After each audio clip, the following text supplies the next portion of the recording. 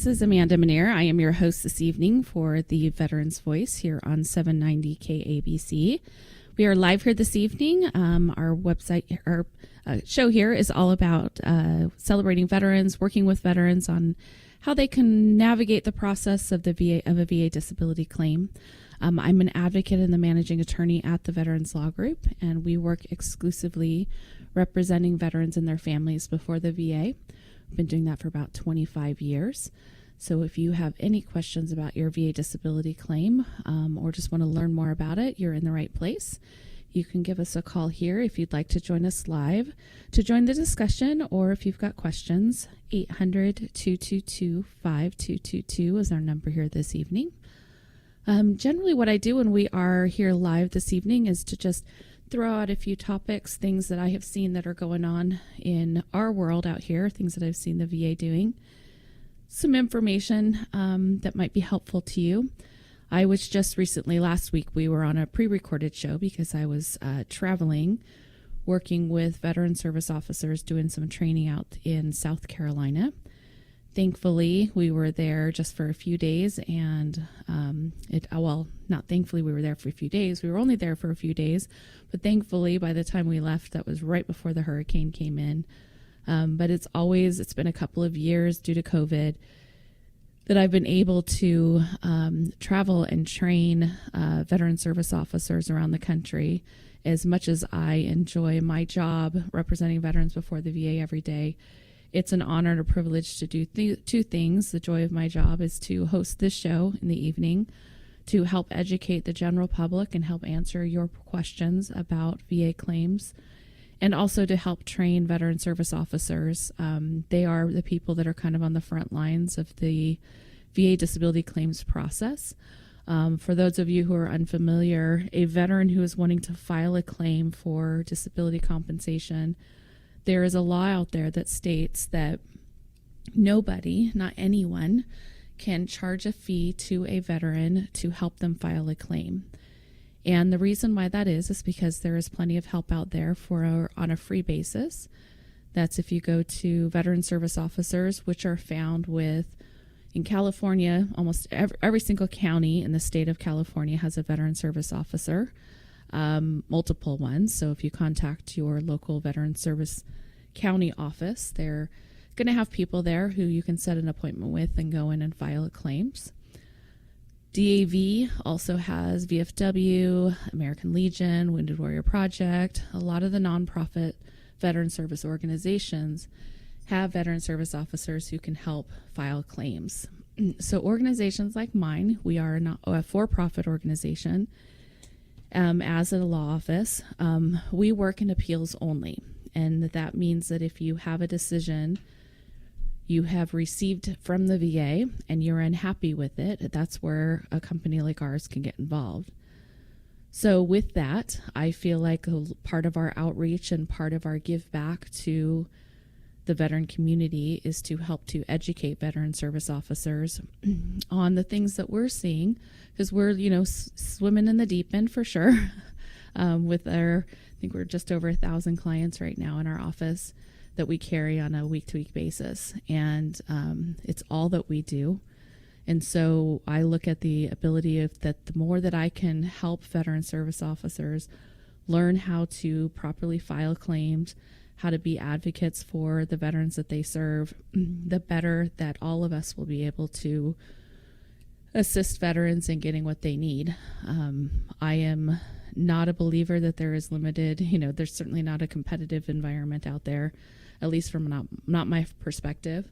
As I say at the end of every talk with my veteran service officers, is the better I can do, or the better I can give you guys skills and training to do your job well, that then we're only really dealing with, the mistakes that the VA makes, and hopefully we can kind of push that through. And ultimately, if I'm able to, I shouldn't have this job, it shouldn't be necessary. It really should not be necessary for a veteran to seek help from an attorney's office in order to get their VA claim through. And unfortunately, our phone rings off the hook of veterans who are asking for our help.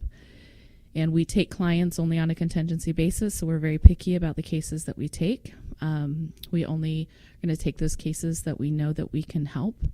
And it's so really nice for everybody in our office to believe in the cases that we have and to help support the veterans kind of through that process. But ultimately, if I'm able to work myself out of a job by getting the VA together and the VSOs to be able to properly process claims, so be it. It will be one of my purposes in life. So all of that said, on my little soapbox I got to spend some time with some veteran service officers. One of the great things I love about doing that is not only being able to stand in front of the room where I'm not a trainer, I'm not a presenter. I kind of look at myself as more of a teacher. It's definitely a two-way street. I love getting questions from veterans, just like I like getting questions from you guys about your claims in particular. And so it kind of turns into somewhat of a learning experience for me as well, because I know what we see in the appeals area, but I learn when I'm out traveling with veteran service officers what they're seeing and the kind of stuff that they're trying to navigate. And, you know, in South Carolina, there's a high concentration of veterans. The veteran service officers there have been there for a long time. Many of them are very competent. About 50% of the room that was there have been working a little over 5 years, helping veterans with their appeal, with their systems, but they tend to refile claims kind of over and over again versus do the appeals process. That's pretty common in the veteran service officer community.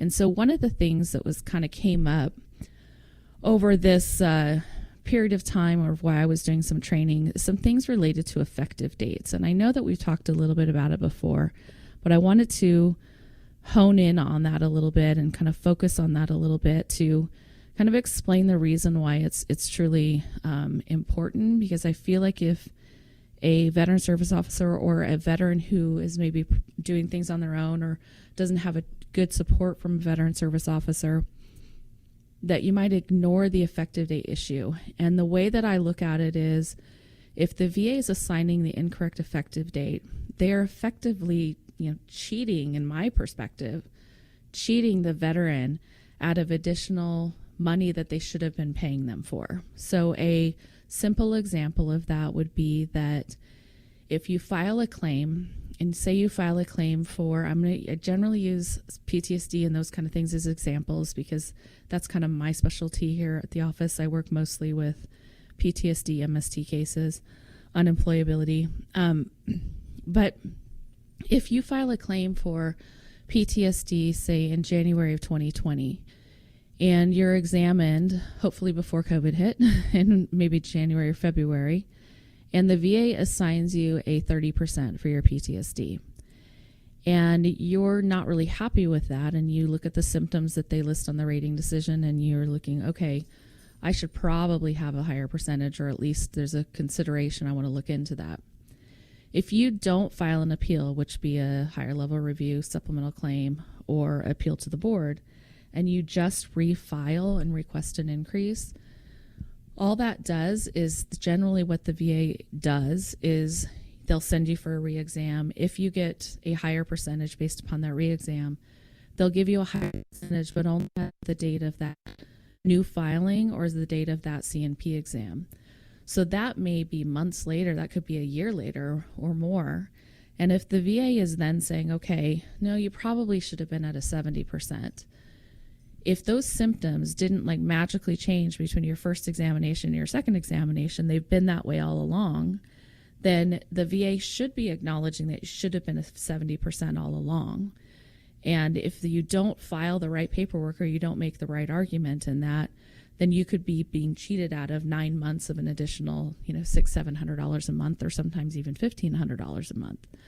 So I look at it really from, I think sometimes it's incompetency from the VA, and sometimes I think it's a comp out, and the cynicism in me thinks that they're going to grant what they're going to grant, thinking that the person they're giving it to doesn't know that they can, doesn't know or doesn't want to challenge the VA.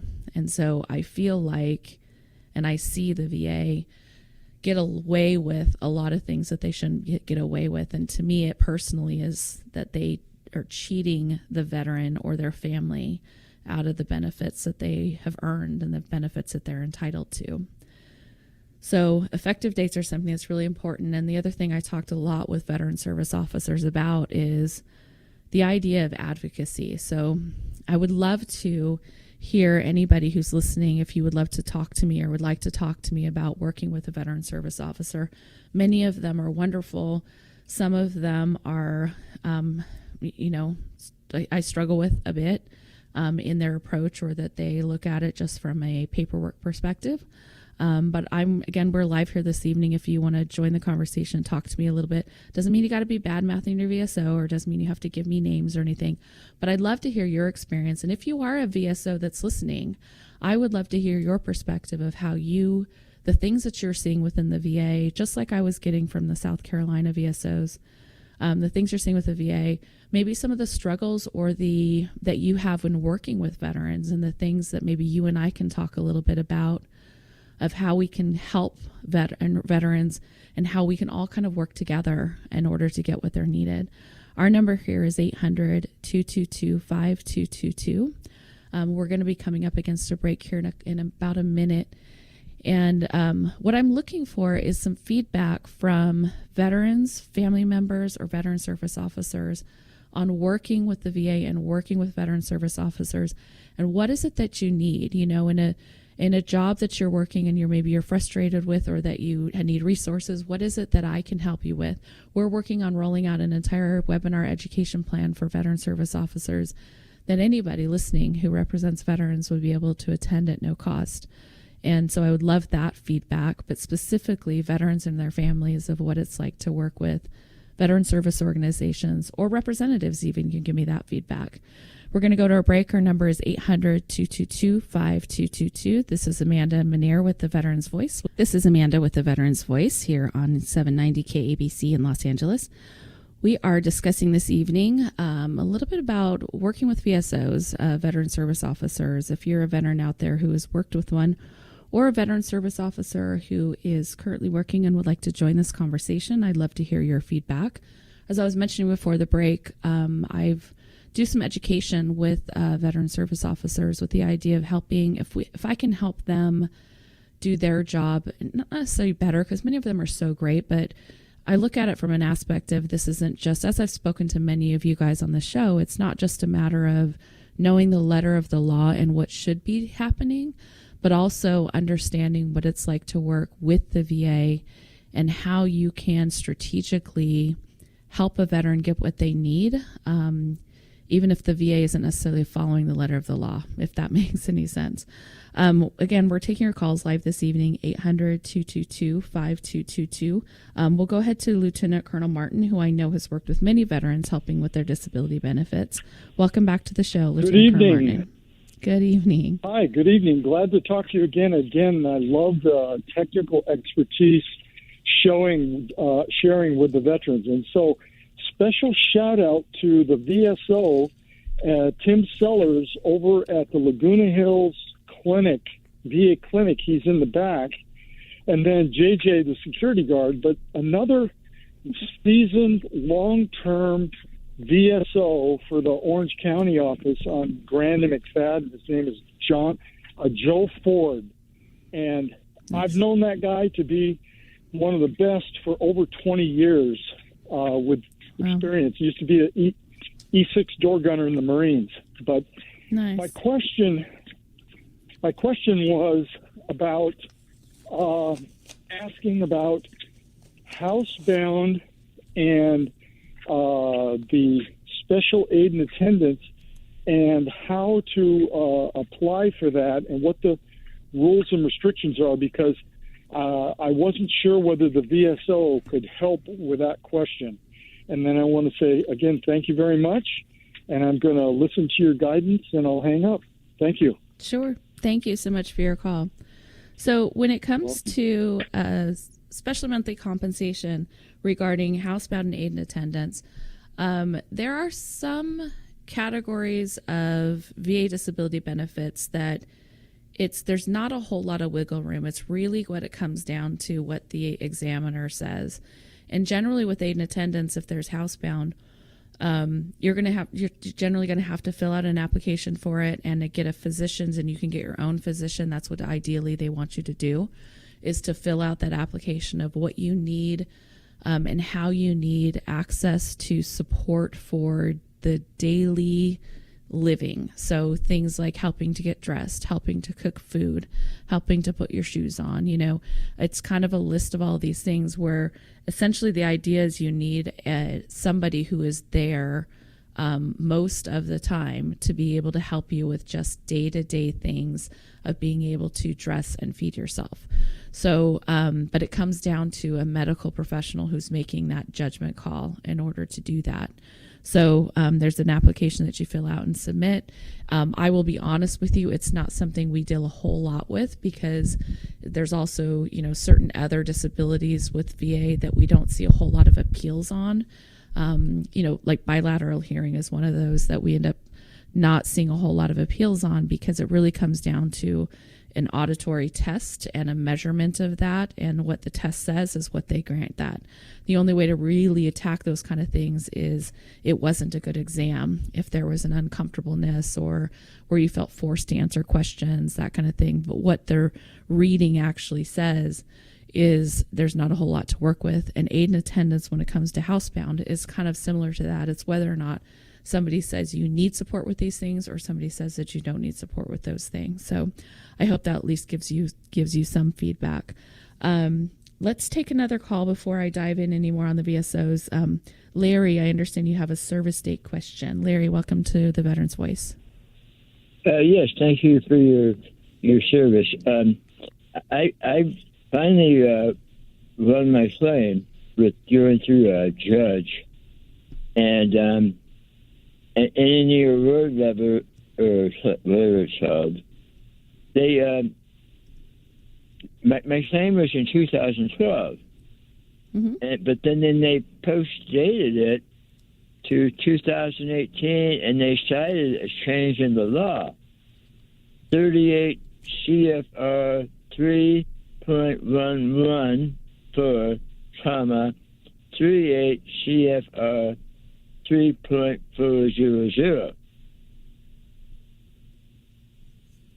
Okay, so what? Why did it? That's 6 years of claim I lost from 2012 to 2018. Okay, so there's two things that I would say. There's a couple things that might be going on without me being able to see what condition is, look up those regulations really quickly in order to answer your question. But generally, when there's a change in the law, so there's, as we all know recently, or many of us may know recently, there has been a change in the law with regards to opening up the PACT Act, so opening up new claims for Agent Orange, opening up new areas for recognition of Agent Orange, opening up presumptives for burn pits, all those kind of things. So generally, when there's a change in the law, it depends upon what the legislation says is when that becomes effective. So in some cases... This is prior to this new law. Sure. I'm just using it as an example of what happens when a law changes. So I would have to look specifically at your case to look at the issues and why they're saying they only applied it. It could be a mistake, or what we call, like I was mentioning in the beginning of the show, a cop out of the VA where they're just granting it based upon a date of exam or diagnosis or something like that. But generally, it's when legislation is passed and laws are passed, the legislation sometimes includes we're adding this to something that is recognized as being service connected as of this date. And so that may be the date that you were granted. In most other cases, the VA should then be going back and looking if you had previously filed for it. There's what's called a Nehmer claim. It's Nehmer. It's the name of a case. And a Nehmer claim is where you've previously filed for something, the law later changed, and then you were, that changed and made something that you had previously been granted or been denied, now a presumptive or now service connected, and they should reach back and grant it as the date of that effective date.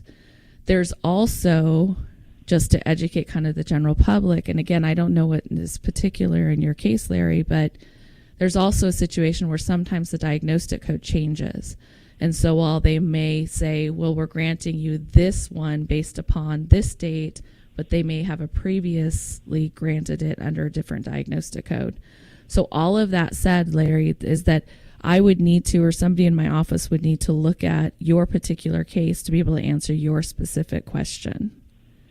I see, but they set a law change, and that's not affecting me personally. That's all.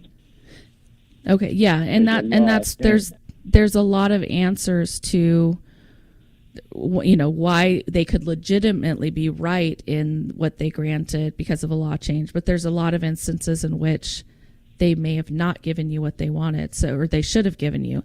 Like, we're seeing a lot of cases right now that with the presumptive conditions that have been added, the VA is granting those that are pending, but only as of the date of this new claim. But then they say they're going to look into whether or not you previously filed for it. So it's a bit messy right now when it comes to every time the law changes, the VA has to adjust to that, and they have to kind of scramble to make those changes. They should have a heads up about it, but they have to kind of scramble to say, okay, how are we handling this legal change? Because at the time that they maybe originally denied it, they were justified under the law in denying it, but then the law later changed. So Larry, if you want to call and contact our office and talk to either TJ or Karen, there are people, they will be able to get your information, and then that will ultimately come to me to be able to look at it and give you a very definitive answer about how it is in your case. Thank you. You're welcome. Thank you so much for calling, Larry.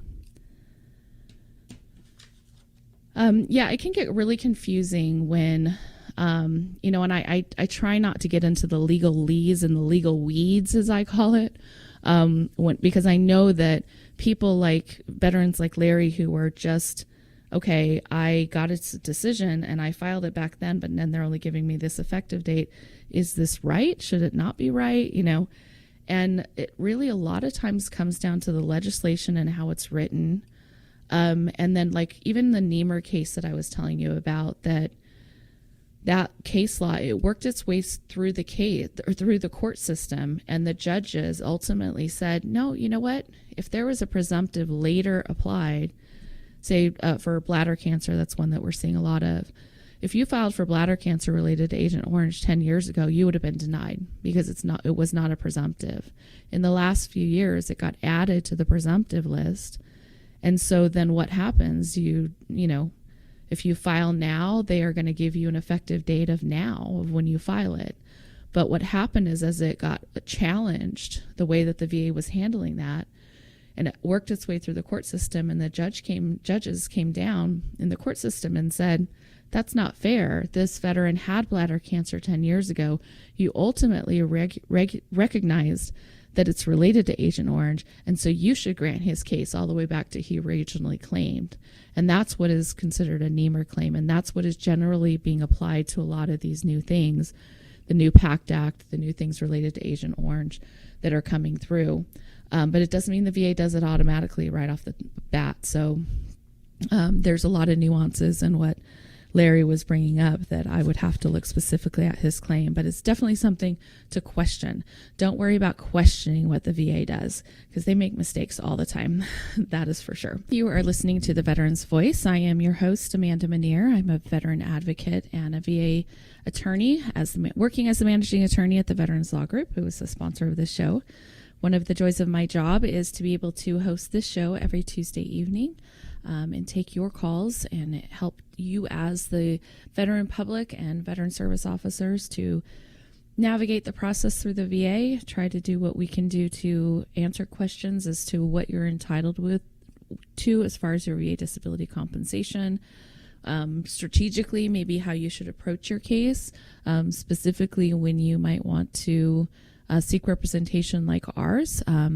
However, even if you're not reaching out to an attorney, maybe you're initially filing a claim or you're not at a point that you need an attorney or would like to work with an attorney, I always recommend working with veteran service officers. There is something different about your claim and how it gets handled within the VA if you have a representative versus doing it on your own. So what I will caution you at, this is something that has come up a number of times lately, is a veteran who went down to the VA regional office in their area and got help from somebody at the VA to file their claim. So I'm familiar mostly with the San Diego regional office, and When you walk into the regional office, immediate to the left after you walk through security is the VA benefits office. And so it's a large room. They've remodeled it. It's got a big waiting room.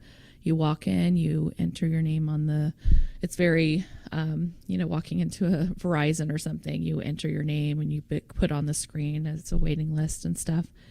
And then you do get help from somebody to file for voc rehab or file a claim, all that kind of thing. When you do that, you are working with the VA and you're expecting the VA to kind of be your representative. And they can do this because the VA disability claims process is not a adversarial process. It's supposed to be you go in, you file a claim for benefits, they help you fill out the right paperwork, it goes to the right people to make decisions, to schedule you for exams, to do the development on your case, and then make a decision. And it should all be on the up and up.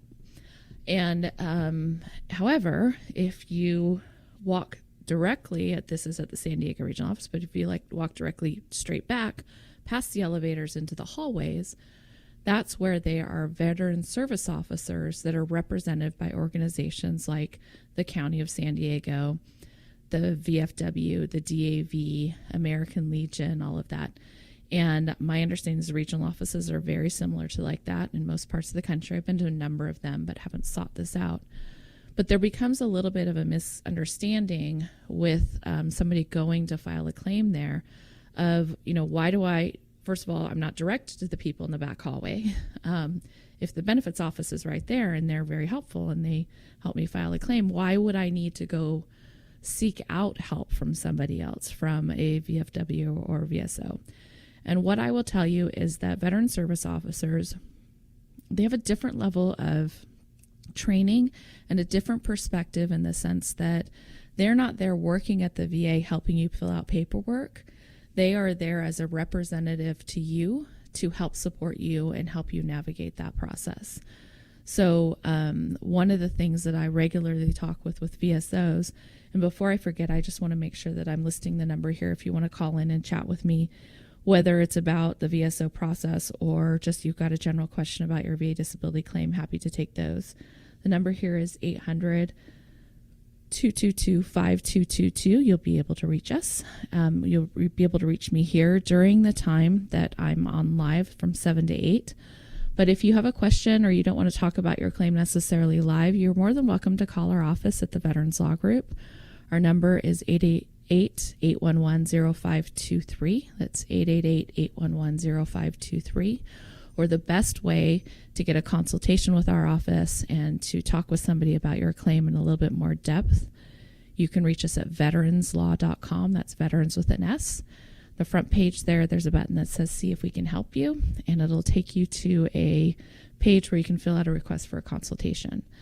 So that's one of the things you can do 24 hours a day, 7 days a week. But getting back a little bit to the VSO discussion is what I've seen a lot over the years is great VSOs are great advocates and they understand the process of advocacy and what that truly means. So in recently having, as I mentioned earlier on the show, that I was out in South Carolina training the veteran service officers there, the county veteran service officers there. And I've worked this into a lot of my training in the last couple of years specifically, is to really kind of educate on what does advocacy really mean and what is your job as a representative. And so if you're a veteran listening, I want you to listen from the perspective of this is what your VSO should be doing. This is what your representative should be doing. This is the definition of them being your representative. And so an advocate is defined as a person who represents another person's interest, like an attorney would. But advocacy comes from the Latin word of advocare, and it means to add a voice. And so as a representative, to advocate is to add a voice of the person or a cause or whoever you're representing. So I look at our responsibility. We are a representative, just like a veteran service officer is we're there to be the voice of the veteran before the VA. And so that means more than filling out paperwork. That means, helping the veteran to know what needs to be said when it comes to a C&P exam, know what needs to be said when you're talking to a higher level review or a veterans judge. And so you're supporting them through the process, but you're also being a little bit extra. You're stepping a little bit more into the process versus just filling out paperwork. And I will tell you, as you're working out there, and this isn't just with veteran service organizations, this is also with attorneys and representatives and a lot of the new organizations that are popping up out there that are consulting companies. And I'll talk a little bit more about that here in a second. But it's more than filling out paperwork. It's more than doing an exam and handing you the paper to figure out what you're working on. It's really to kind of lead the process lead the veteran through the process, being the guide through the process. The veteran being the hero, the challenge being the VA, and me being the guide. So we walk through that. And there are a lot of companies out there that are popping up and there's some lawsuits that are starting to happen. And there's been some congressional hearings out there. Organizations that are saying, okay, well, we'll do medical consultations for you. We'll look at your claims and we'll say, we can send you to some of our medical doctors and we can get you medical consultations. And the last one I saw, one of our clients went through, they were expected to pay $6,000 to pay for these medical opinions. And then there was no help with what do you do with those medical opinions? And are they written correctly? And how should I file them? And which avenue should I go in the VA process? So they're not a representative, and they're charging a claim. They're charging to help with the claim, but it's not officially because they call it a consulting. So and there's no regulation is really what it comes down to. And what I mean by that is everybody who's a representative for a veteran before the VA is required to be accredited and registered through the Office of General Counsel. And when we do that, we are then regulated by them, meaning if we don't do what we're supposed to do, there can be complaints filed, we can lose our accreditation, that kind of thing. An organization like I was just talking about comes out of the side there. They're not subject to any sort of jurisdiction under general counsel. And so there's been a lot of fraud. There's been a lot of, overcharging veterans and some of the things that, and certainly there are companies that mean well. They want to provide a medical opinion that's going to support you, but you may need that medical opinion alongside a representative who's going to be your advocate in that process. So if you're a veteran who's working with a VSO, I think it's completely fair, and I know it's completely fair for you to expect that kind of advocacy for your veteran service officer. They're paid to do that.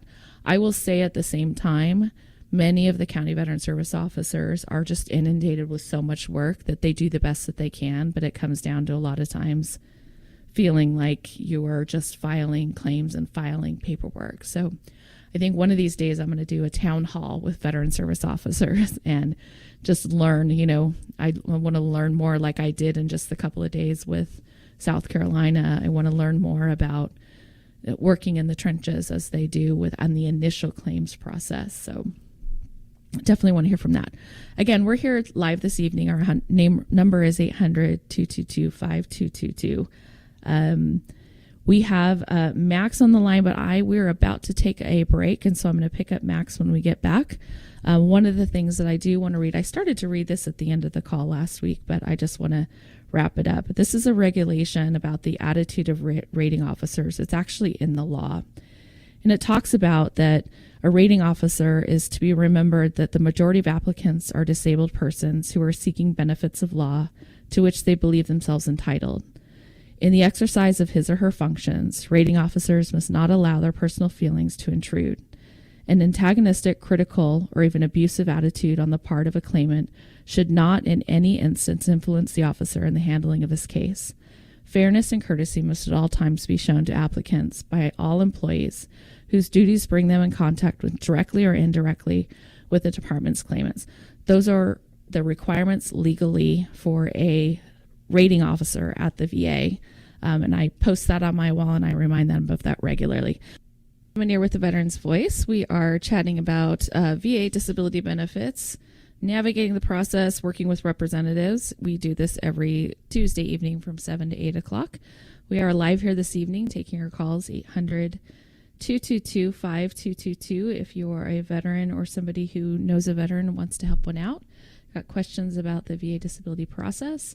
I got into doing this work by trying to help a veteran out who was struggling with navigating this process due to mental health issues, including other things. So I welcome those of you who are trying to help loved ones in their lives to help them get the help that they need. Again, we're live here this evening, and we've got a caller on the line. Max, you've got a number of questions for me. Welcome to the program. Thank you, and good evening. Can you hear me okay? I can hear you great. Go ahead. Okay, so we've talked before in the past, and last week's program that was aired, it wasn't live, but it was taped. And a portion of the program, I believe the first part of it, talked about a question that kept coming up, which was, how long does this process have to take? You were focusing on primarily people filing initial claims, and I think the VA has advertised a certain number of days, maybe 125 or so, to answer that initial question, do I have a case, or here's my evidence, and we can get on board with making benefits available if the documents support the contention that you're trying to make. Mm-hmm. Well, I've been in the system since the beginning, just prior to the beginning of the COVID, on one particular matter. And my question is, how long does it take to get an appeal answered? And you've tried to answer that question before in the past, but there's really no knowing. And that's kind of a problem because after a certain period of time, you begin asking questions like, how can I at least get the status of what's going on with your appeal? Right. Every time you get online, you go to va.gov and you go through put in your ID information, and then it says the same thing month after month after month. And now it's year after year after year, is that the board has your cases waiting for it to be adjudicated or sent to a judge, and then they will go through the adjudication process, which is to come to a determination if you are indeed entitled to this benefit. Yes. So my question is, how many judges are there? We know that the pandemic has come and is pretty much burned out for the most part. We maybe have a hard winter coming this fall and winter season, and then into the spring we'll know for sure. But for right now, I noticed that a lot of judges sort of vacated their posts and wanted to do work from home because they didn't want to get infected with the disease. It has now been more than 2 years since this process started, and I'm wondering just how many judges are there to do these adjudications, and what can we expect as far as the timetable? Because what can turn into 2.5 years can become 3 and 4. Yep. I was even thinking about contacting my congressional representative, but I later found out that doesn't really have much of a weight. In other words, I go to my congressman, my local district, and try to find out if they can make an inquiry for me, and that holds no weight with the VA whatsoever. You're just going to have to wait like everybody else.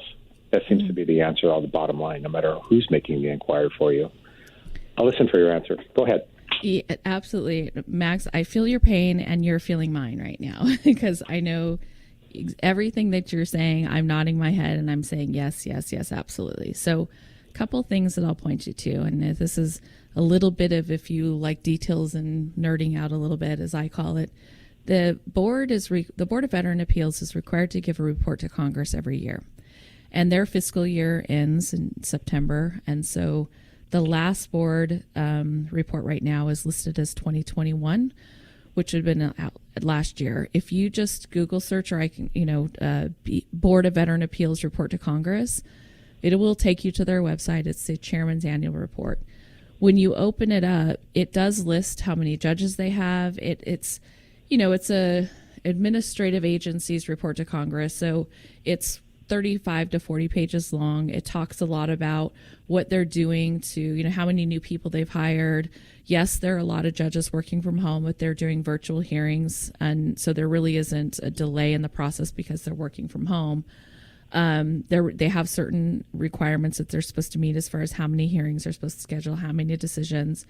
It lists their goals and how many they expect to decide over the years and how many that they did decide. What's interesting about their board report is, when the VA makes changes like the Appeals Management or Modernization Act and how that changed, their initial goals were, yes, initial claims would go 125 days.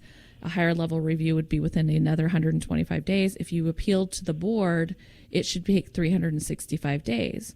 Well, what they failed to take into account, because they're still listing those numbers as those goals. But if you look at the board report or you look at the decision wait times, because on the same page that you'll find the board report, if you look over on the right-hand side under resources, it says decision wait times. And they've changed the way that it showed it, but it used to tell you specifically how many days. So the last one I saw is an appeal to the board under AMA, the new appeals process, is now taking an average of 500 and something X days. So they're way, by the way, just past to, that. Just to hold you off there for a second, I noticed that in the past on some of the shows that you've taped, that you've said that the people at the board are making a conscious decision. Maybe it's just the VBA, the Veterans Benefits Administration, for everybody else who's listening. They have said that they want to make legacy appeals. They want to wipe those off the slate, and they're making them a priority. So if you are a member of the RAMP program, or you're doing the AMA thing, and you have the three avenues to go down, whether someone's holding your hand, you're doing it yourself, or you're represented by counsel, you're on the other side of that ledger, which is you're not part of the legacy appeals band. So that might be something that they're not telling people. Like you mentioned, I didn't know that there was 535 days it was going to take to adjudicate a claim. Mine's been longer than that, but we're still waiting around, and maybe one day we'll get a knock at the door. But it's just, like I said, it changes. That's what I mean about it changes over time. So early on, when the RAMP program was going on, which was the initial year before the appeals modernization went into full effect, if you got into it then, there was very few people jumping into it because it was, that's I don't want to be the guinea pig in a new program, Right. And so they expected a whole bunch of people to jump over. And so if you did jump over, and there were some changes in the law that some people we specifically said, do not jump over. Even if you have to wait, you'll lose some benefits. So others, it's like, jump over, and then you're number 125 instead of 50,022. Yeah. Right. So what's happened over the last couple of years, because AMA went into effect in 2019, AMA has now become backlogged, and partly because there's so many claims in AMA, and at the board they become more backlogged because I think they failed to consider that veterans do like to have hearings. They do like to be able to talk to the judge and say, hey, this is my case, And the only way you can get a hearing under the new appeals process after 2019 and talk to the person is if you go to the board. So I remember being at an event a NOVA event where it's our kind of advocacy membership organization, National Organization of Veteran Advocates, and they come and speak to us. The board was surprised that the jump in requests for hearings at the board jumped 40% than previous. And so because that's a huge number. It's huge, and we were like, well, of course we could have told you that because veterans want to be heard, And so as time has gone on, because it's always this shifting of resources at the VA, I call it. And so they've shifted resource or priorities because they want to get rid of legacy, that they're putting now a heavy emphasis on that. So there's, you're probably going to get a hearing if you're pursuing a hearing at the board under AMA, or not under AMA, under legacy, the old process, faster than you would AMA right now. Because again, they projected 365 days, and now they're at 500 and something. And like I said, go check out the board report. It's fascinating to me. Real quick, are they still, I know in the past they used to do the traveling board, or they used to go to various regional offices around the country and have these live hearings. Are they still doing that now? Or they got up to speed, or are they still trying to revive that? Technically, it's still a part of the program, but obviously they've been able to put it off because of COVID stuff.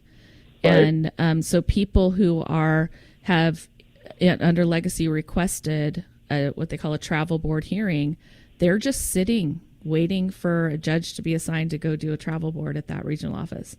Now you can change your mind. And in your opinion, how do you feel the board is right now? Are they up to speed? Are they back up to speed where they were pre-pandemic? Or are they still ways to go? Well, I think that no, and it's not necessarily because of the pandemic. It's also because of the new appeals process. And they've been inundated with appeals that have gone directly to the board. So it's not necessarily fair to blame it on COVID. It's also, accompanied with the change in the process. So, yeah. So I'm looking at, just to give you an idea, I'm looking at the board report from 2021 to Congress, and it's saying under Appeals Modernization Act, the average day for the board, this is if you appeal a decision to the board, if you choose direct review, this was a year ago, it's 300 days. This is average. And that's, you don't have any new evidence, you just want them to review it. If you have new evidence, it's going to be average of 338 days. I've got a case now waiting 2 years for that under new evidence. And if you want a hearing, it's 547 days. So they're going to have to adjust their projections at some point. But we'll see what happens with the new report as it comes out in about 3 months from now. We just, me and my attorney, we just submitted a brief. They know the particulars. I'm told that it would only take maybe a half an hour of a judge's time to look at the details and just grant the whatever we're asking for. And I hate to cut you short, Max, but we're about to get up against the break time. What happens is you're just waiting in line. Once you're just waiting in line, nobody's even looked at your case yet. You're just waiting in line. So, all right. Have a good evening. I wish I had better answer for you. I really do. But thank you so much for you guys joining me this evening. This is Amanda Manier with the Veterans Voice. We're here every Tuesday evening from 7 to 8 o'clock. We'll see you next week. Have a